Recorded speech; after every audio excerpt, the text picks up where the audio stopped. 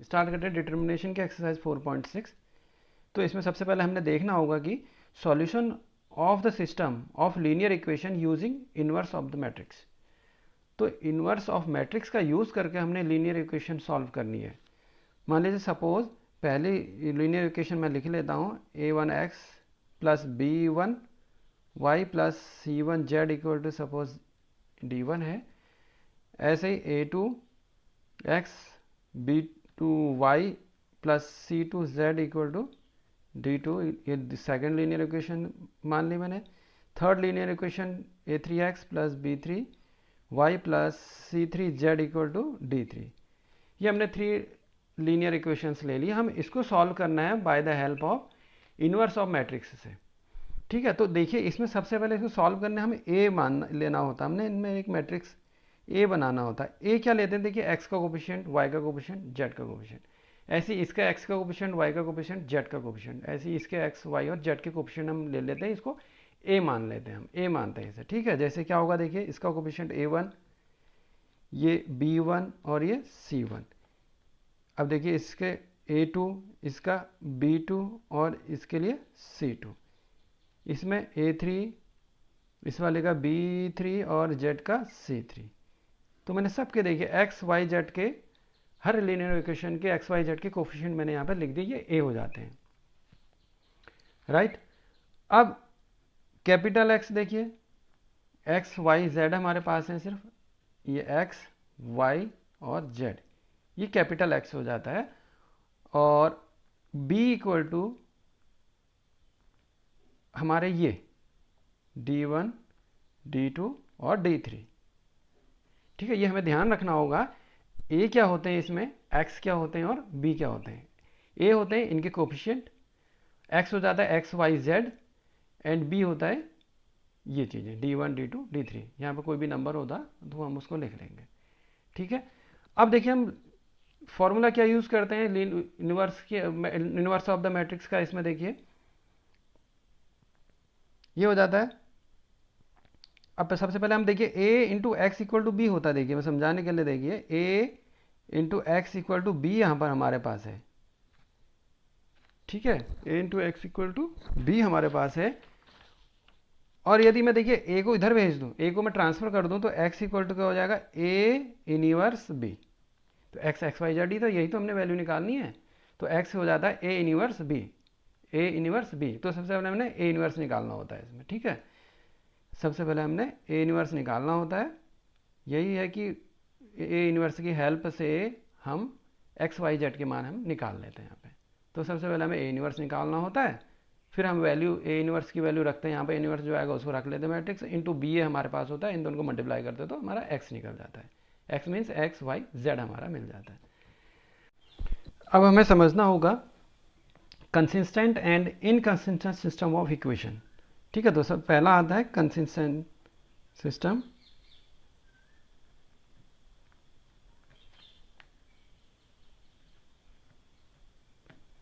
तो ये क्या होता है कंसिस्टेंट सिस्टम, यानी कि संगत निकाय। यदि डिटर्मिनेंट a की वैल्यू हमारी नॉट इक्वल टू 0 आ जाती है, डिटर्मिनेंट a की वैल्यू नॉट इक्वल टू 0 हो जाती है, तो सिस्टम कंसिस्टेंट होता है, संगत निकाय होता है। इसका हल पॉसिबल है, इसका हल एक हल होता है। ठीक है, दूसरा आता है इनकंसिस्टेंट सिस्टम। इनकंसिस्टेंट सिस्टम होता है जिसमें क्या होता है, इक्वेशन का कोई भी हल नहीं होता, कोई भी सॉल्यूशन नहीं हो पाता है। उसे कहते हैं इनकंसिस्टेंट सिस्टम या असंगत निकाय। ठीक है, इसको देखने के लिए हमारा वो इनकंसिस्टेंट है, इसे चेक करने के लिए देखिए क्या करते हैं। डिटर्मिनेंट ए की वैल्यू यदि उसमें क्या होगी, 0 आ जाती है। डिटर्मिनेंट ए की वैल्यू उसमें 0 आ जाती है, तो उसके बाद हम फिर और देखते हैं। उसके बाद एडजॉइंट ए को into B, adjoint A into B यदि हम निकालें और ये नॉट इक्वल टू 0 आ जाए, ये नॉट इक्वल टू 0 आए, डिटर्मिनेंट ए की वैल्यू तो 0 आ जाती है इसमें, और एडजॉइंट ए इंटू बी की वैल्यू नॉट इक्वल टू 0 आती है, तो इसका मतलब क्या होगा, सिस्टम इनकंसिस्टेंट सिस्टम है, असंगत निकाय है। ठीक है, इसका कोई हल संभव नहीं होता है, इसका सॉल्व हम नहीं कर सकते। ठीक है, कंसिस्टेंट का डिटर्मिनेंट ए की नॉट की value not equal to zero आए तो कंसिस्टेंट सिस्टम होता है, और डिटर्मिनेंट ए की वैल्यू जीरो आ जाए और एडजॉइंट ए इंटू बी की value not equal to zero आए तो ऐसा सिस्टम क्या होता है, इनकंसिस्टेंट सिस्टम होता है। अब शुरू करते हैं question number first. Question number first है, देखिए अब इसमें भी हमने चेक करना है कि ये कंसिस्टेंट है नॉन कंसिस्टेंट है। इक्वेशन फर्स्ट है, देखिए x plus 2y equal to 2 और दूसरी लीनियर इक्वेशन है 2x plus 3y equal to 3। अभी मैंने बात करी थी इस चीज़ पे, x का कोफिशिएंट, y का कोफिशिएंट, x का कोफिशिएंट और इस y का कोफिशिएंट को हम a कहते हैं। ओके, मैं a लिख देता हूँ। देखिए x का कोफिशिएंट 1, y का कोफिशिएंट 2, x का कोफिशिएंट 2 और y का कोफिशिएंट 3। ठीक, ये a हो गया हमारा। और x इक्वल टू क्या हो जाता है, x और y में है ये, तो x y and b equal to हो जाता है 2 3। ओके, ये मैंने अभी पहले भी बताया था एग्जाम्पल से, राइट। अब हम सबसे पहले कंसिस्टेंट है या इनकंसिस्टेंट है इसको चेक करना है हमने। क्वेश्चन ही यह है कि फर्स्ट से 6 तक के क्वेश्चन में हमने इसकी कंसिस्टेंसी और इनकंसिस्टेंसी चेक करनी है। ये कंसिस्टेंट है या इनकंसिस्टेंट, संगत निकाय है या असंगत निकाय है, ये हमने चेक करना। ठीक है, तो ये पहला क्वेश्चन है, इसमें भी यही चीज़ करनी है। तो हमें चेक करने के लिए हम डिटर्मिनेंट ए की वैल्यू हम सबसे पहले निकालते हैं। ए हमारे पास है 1 2 2 3। हम डिटर्मिनेंट ए निकालते हैं। देखिए डिटर्मिनेंट ए की वैल्यू क्या आती है, देखिए इससे इसको मल्टीप्लाई करते हैं और इससे इसको मल्टीप्लाई करते हैं, तो 3 minus 4 it is equal to -1। ये क्या है, not equal to 0, it is not equal to 0। तो इसका मतलब क्या है, देखिए अभी मैंने कंडीशन लिखी थी, यदि डिटर्मिनेंट ए की वैल्यू नॉट इक्वल टू 0 आ जाती है क्या होता है, कंसिस्टेंट सिस्टम होता है। तो इसका मतलब ये सिस्टम क्या है, कंसिस्टेंट सिस्टम है या संगत निकाय है। ठीक है,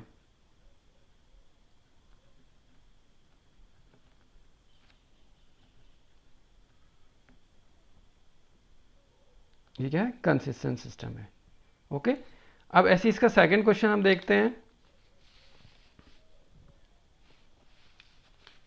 सेकंड क्वेश्चन करते हैं। देखिए यहाँ पर से सेकंड देखिए क्या है, 2x में उतार लेता हूँ question, 2x minus y equal to 5 और x plus y equal to 4। ये हमारा क्वेश्चन है। इसमें भी हमने कंसिस्टेंसी चेक करनी है इसकी, ये कंसिस्टेंट है या नहीं है। ठीक है, तो सबसे पहले मैं इसको a लिखना होगा मुझे। a के लिए देखिए क्या होगा, इसका कोफिशिएंट 2 और y का कोफिशिएंट -1, x का कोफिशिएंट 1 और y का coefficient 1। Okay, and x equal to x y में ही है ये, x and y, and b equal to हो जाएगा हमारा 5 4। ठीक है, हम इसको लिख लेते हैं। हमने इसमें कंसिस्टेंसी चेक करनी है इसके लिए भी, तो हमने डिटर्मिनेंट निकालना पड़ेगा। तो इसका a हमारे पास है ये, इसका डिटर्मिनेंट निकालते हैं, इससे इसको मल्टीप्लाई कर लेते हैं, फिर माइनस इससे इसको मल्टीप्लाई करते हैं, राइट। इससे इसको मल्टीप्लाई करेंगे तो 2 minus -1 it is equal to 2 plus 1 equal to 3 equal to 3। This is also not equal to 0, this is also not equal to 0। So क्या होगा, system is consistent system.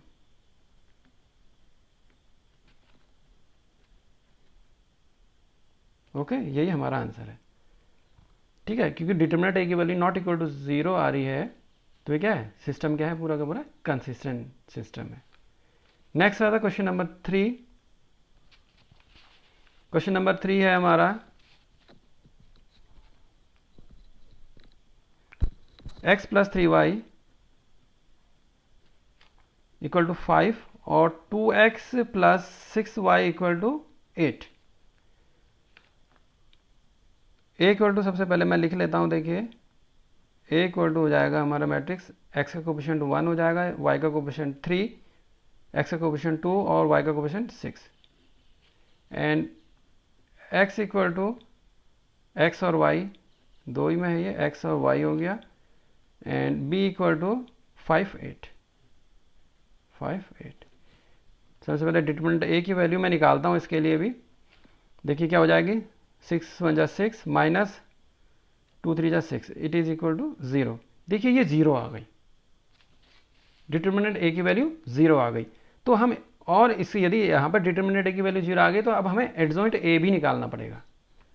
Adjoint A निकालने के लिए हमें A11 निकालना पड़ेगा सबसे पहले। इसके लिए देखिए -1 की पावर 1 + 1, इसका रो को छोड़ देंगे, कॉलम छोड़ेंगे तो 6, it is equal to minus, या मैं इसको लिख लेता हूँ चलो M11, ठीक है।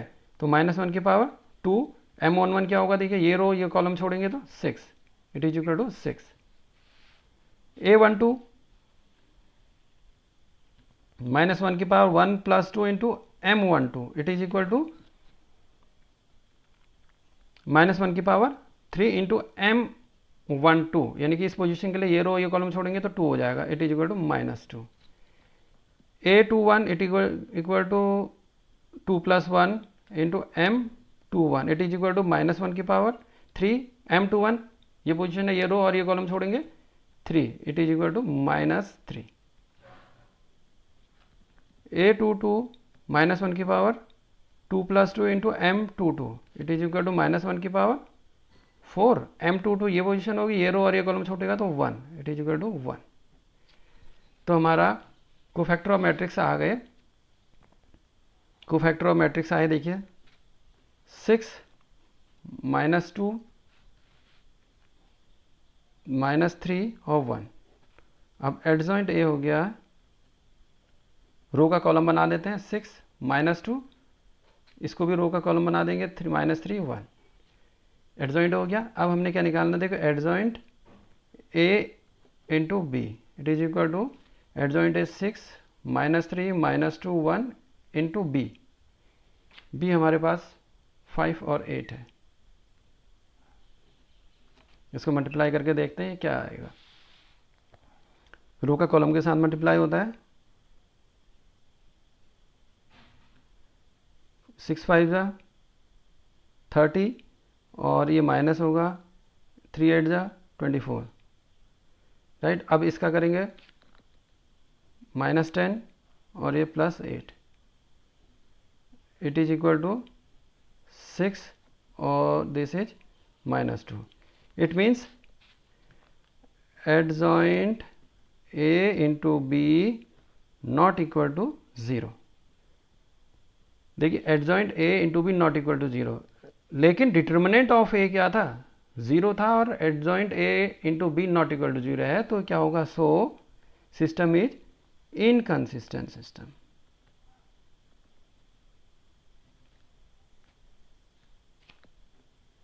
ओके, ये आंसर, ये कंडीशन हमने पहले बताई थी, क्योंकि यहाँ पर डिटर्मिनेंट A की वैल्यू तो 0 है, डिटर्मिनेंट A की वैल्यू 0 है और एडजॉइंट A इंटू बी की वैल्यू नॉट इक्वल टू 0 है, तो इसलिए क्या होगा, ये सिस्टम इनकंसिस्टेंट सिस्टम होगा, राइट।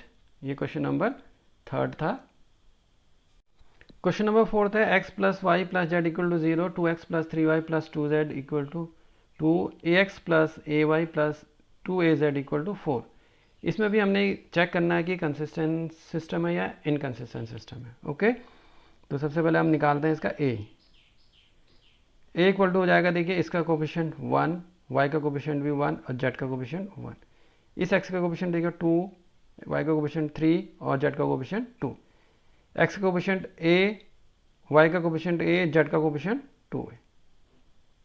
ओके, अब हमारा निकलता है x इक्वल टू क्या है, x y z, and b equal to 1 2 4, 1 2 4। तो हम करते हैं, चेक करते हैं डिटर्मिनेंट a, ठीक है।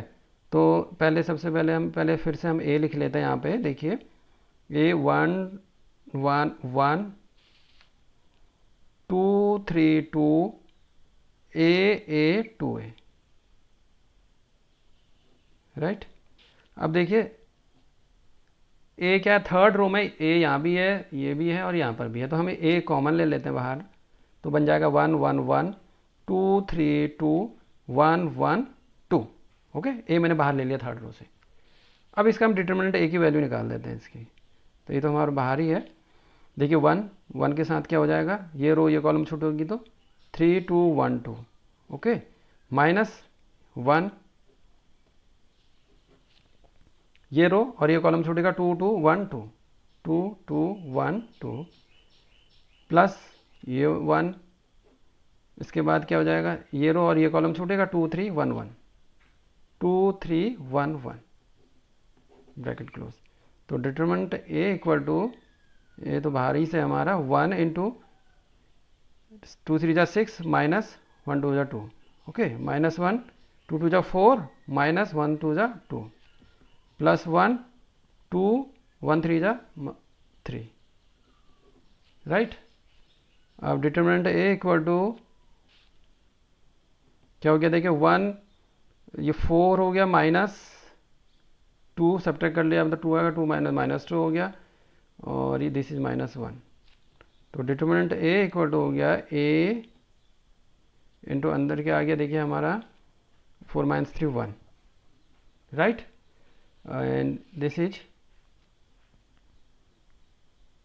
Determinant A equal to A, determinant A equal to A, this is not equal to 0। अब ये नॉट इक्वल टू 0 आया तो सिस्टम क्या हो जाएगा, so the system is consistent. So these linear equation are क्या होंगी, कंसिस्टेंट सिस्टम होगा, ठीक है। यही हमने प्रूफ करना, पता करना था कि ये संगत निकाय है या असंगत निकाय है, तो ये संगत निकाय हमारा आ गया, राइट। स्टार्ट करते हैं क्वेश्चन नंबर 5। क्वेश्चन नंबर 5 में लीनियर इक्वेशन दिए हैं 3x minus y minus 2z equal to 2, 2y minus z equal to minus 1, 3x minus 5y equal to 3। तो सबसे पहले हम a लिख लेते हैं इसमें, a x का कोफिशिएंट 3, y का कोफिशिएंट माइनस 1, z का कोफिशिएंट माइनस 2, x का कोफिशिएंट कुछ नहीं है तो 0 हो जाएगा यहाँ पे, y का कोफिशिएंट 2 है, z का कोफिशिएंट माइनस 1, x का कोफिशिएंट 3, y का कोफिशिएंट माइनस 5, z का कुछ नहीं है तो इसका मतलब 0, okay. And x equal to x y z and b equal to 1 minus 2 minus 1 3, 2 minus 1 3, right. तो कंसिस्टेंट चेक करना है हमने, या इनकंसिस्टेंट है या कंसिस्टेंट सिस्टम है, तो इसके लिए फिर हमने डिटर्मिनेंट ए निकालना होता है। तो डिटर्मिनेंट ए क्या हो जाएगा, देखिए इसका 3 के साथ ये रो और ये कॉलम छूटेगा, 2 minus 1 minus 5 0, 2 minus 1 minus 5 0, minus minus 1, अब ये रो और ये कॉलम छूटेगा तो 0 माइनस 1 3 0, 0 माइनस 1 3 0,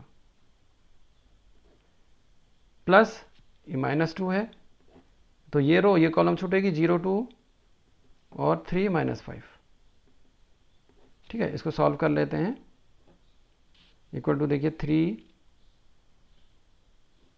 के ये 0 माइनस ये प्लस हो जाएगा 5, ठीक है,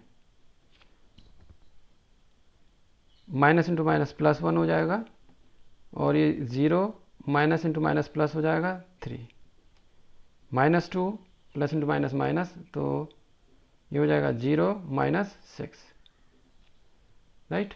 तो डिटरमिनेंट ए इक्वल टू हमारा हो गया 3 इंटू माइनस 5 प्लस 1 इंटू 3 और ये हो गया माइनस 2 इंटू माइनस 6, राइट।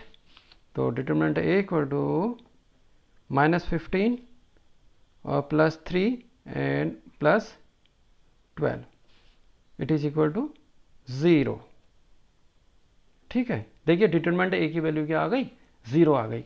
अब हमने इसमें चेक करना पड़ेगा एडजॉइंट ए बी, अब हमने इसका निकालना पड़ेगा, राइट। तो ए इक्वल टू है हमारा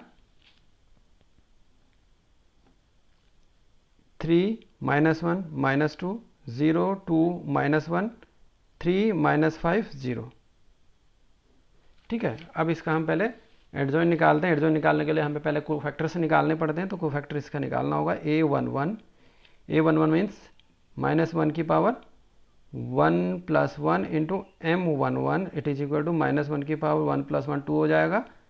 m11 देखिए इसके लिए होगा, ये रो और ये कॉलम छूटेगा, 2 माइनस 1 और माइनस 5 0, तो ये माइनस 1 की पावर 2 है तो प्लस का 1 हो जाएगा, ठीक है। अब ये हो गया 0 और ये minus 6, it is equal to minus 6, नहीं ये 0 हो गया, मल्टीप्लाई करके 0 हो जाएगा, ये माइनस 5 होगा, sorry it is equal to -5। Okay, अब A12 हम निकालेंगे इसका। देखिए -1 की पावर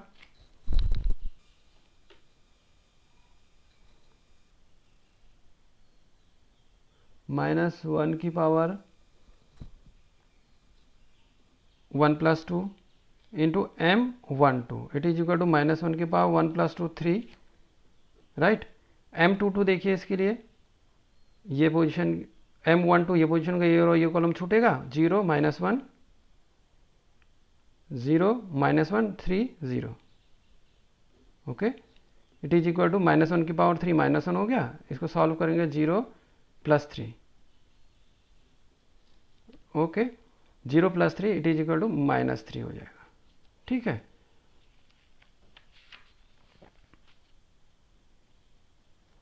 नेक्स्ट देखते हैं हम A13 -1 की power 1 + 3 into M13 it is equal to -1 की पावर 1 + 3 4 हो जाएगा। M13 ये पोजीशन है, ये रो ये कॉलम छूटेगा, तो 0 2 3 -5 3 -5 इट इज इक्वल टू ये तो 1 हो जाएगा, -1 की पावर 4 + 1 हो जाती है, ये क्या हो जाएगा 0 और ये -6 it is equal to -6। A21 निकालते हैं। A21 -1 की power 2 + 1 into M21 it is equal to -1 की पावर 2 + 1 3 इंटू M21। देखिए इस पर फिर से इस पोजीशन के लिए ये रो और ये कॉलम छूटेगा, -1 -2 और -5 0 इट इज इक्वल टू -1 की पावर 3 -1 हो जाएगा, और ये 0 -5 टू 10 प्लस का 10 तो माइनस आ जाएगा, it is equal to +10, right. अब निकालेंगे A22 it is equal to -1 की power 2 + 2 into M22 it is equal to -1 की पावर 4 2 + 2 4 हो जाएगा M22। फिर यहाँ पर देखिए M22 के लिए ये पोजीशन, ये रो ये कॉलम छूटेगा, 3 -2 3 0। ठीक, मैं लिख लेता हूँ 3 -2 3 0 इट इज इक्वल टू -1 की पावर 4 तो प्लस का 1 हो जाएगा, और ये 0 माइनस इंटू माइनस प्लस हो जाएगा, 3 × 6 it is equal to -6। This is plus का हो जाएगा, ठीक है, +6। नेक्स्ट देखिए हमने निकालना होगा A23 -1 की power 2 + 3 into M23 it is equal to -1 की पावर 2 + 3 5 2 3 मीन्स सेकेंड रो का थर्ड कॉलम, तो ये रो ये कॉलम और ये रो छूटेगी, 3 -1 3 -5 बचा है, तो हम ये लिख लेंगे 3 -1 3 -5 इट इज इक्वल टू -1 की पावर 5 -1 हो जाएगा, देखिए -5 3 15 और ये प्लस में आ जाएगा 3 it is equal two plus का आ जाए, माइनस इंटू माइनस प्लस हो जाएगा, ये आ जाएगा 12।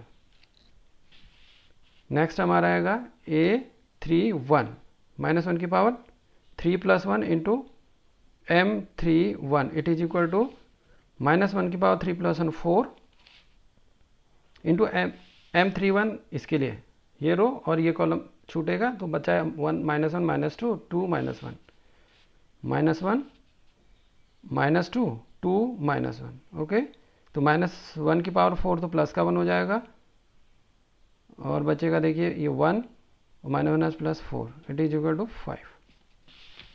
अब निकालेंगे हम A32 इक्वल टू -1 की power 3 + 2 into M32 it is equal to -1 की पावर 3 + 2 5। M32 के लिए ये पोजीशन होगी, देखिए ये रो और ये कॉलम छूटेगा, 3 -2 0 -1 3 -2 0 -1 इट इज इक्वल टू -1 हो जाएगा, ये हो जाएगा -3 और -0 it is equal to 3 plus का, राइट। अब निकालना है हमने A33 -1 की power 3 + 3 into M33 it is equal to -1 की पावर 3 + 3 6 इंटू M33। ये पोजीशन है, ये रो और ये कॉलम छूटेगा, 3 -1 0 2।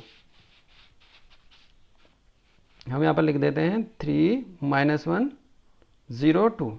ओके, तो ये -1 की पावर 6 + 1 हो जाएगा, और 1 और ये सॉल्व करेंगे तो 6 minus 0 it is equal to 6। अब हमारा कोफैक्टर ऑफ मैट्रिक्स क्या आ गए हमारे, देखिए -5 -3 -6, -5 -3 -6, 10 6 12, 10 6 12 और 5 3 6, 5 3 6, ये हो गए हमारे कोफैक्टर और मैट्रिक्स। अब इसका एडजॉइंट ए क्या हो गया, देखिए एडजॉइंट ए इक्वल टू हो गया हमारा, रो का कॉलम बना देते हैं, -5 -3 -6, 10 6 12 और 5 3 6। ओके, अब हमने चेक करना था यहाँ पे adjoint A into B. Okay, तो एडजॉइंट यही हमारा है -5 10 5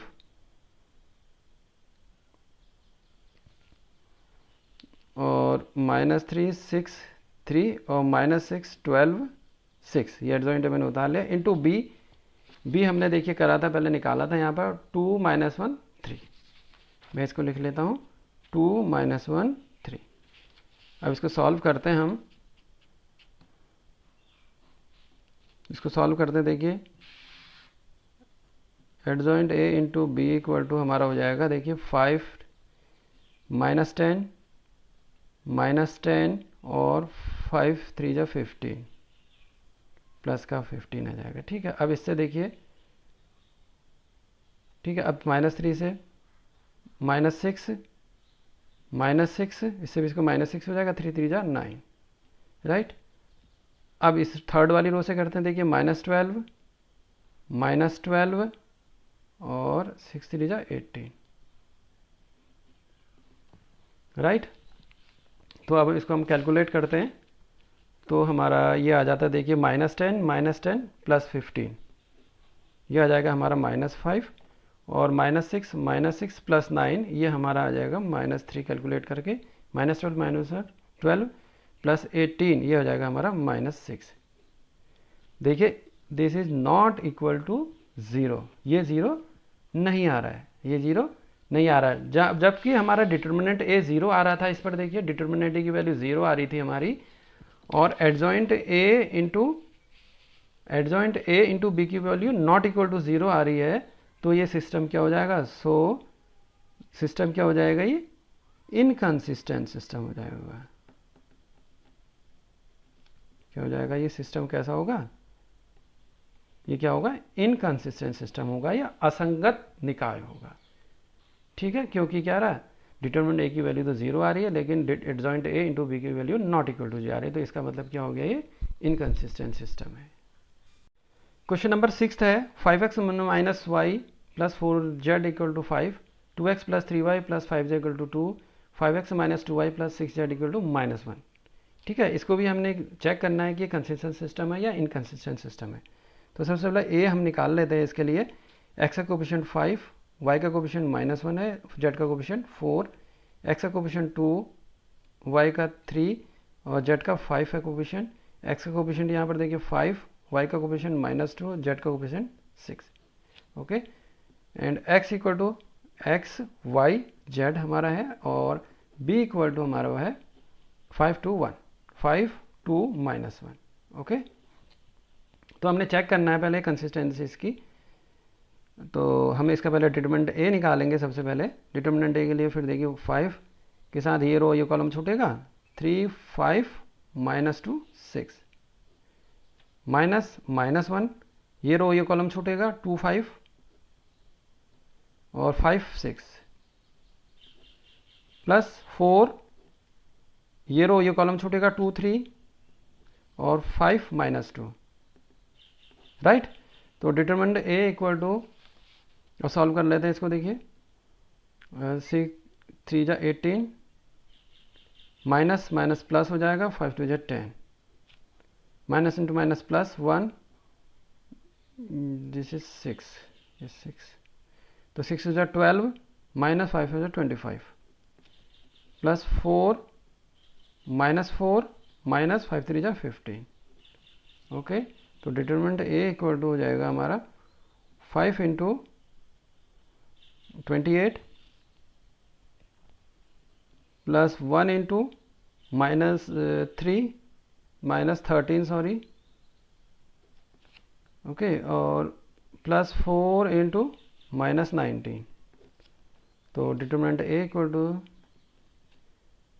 इसको मल्टीप्लाई करेंगे 140 -13 और ये -89, it is equal to 51 and this is not equal to 0, this is not equal to 0.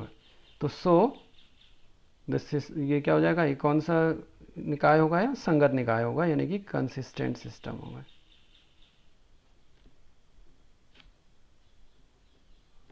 ठीक है, यही हमने चेक करना था. ये निकल गया हमारा कंसिस्टेंट सिस्टम, क्योंकि क्या होगा, डिटरमिनेंट ए की वैल्यू यहाँ पर नॉट इक्वल टू 0 आ रही है. सो system is consistent, linear equation is consistent system.